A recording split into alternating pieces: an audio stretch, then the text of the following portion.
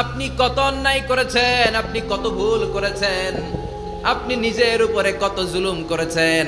আপনার পাপ অন্যায় আর গুনাহগুলো যদি হয় খালের পানির সমান, বিলের পানির সমান, জেনে রাখবেন আল্লাহর দয়া হলো সাগরের পানির সমান। আমাদের পাপ আর অন্যায় যদি হয় পাহাড়ের সমান, আল্লাহর দয়া আকাশের সমান।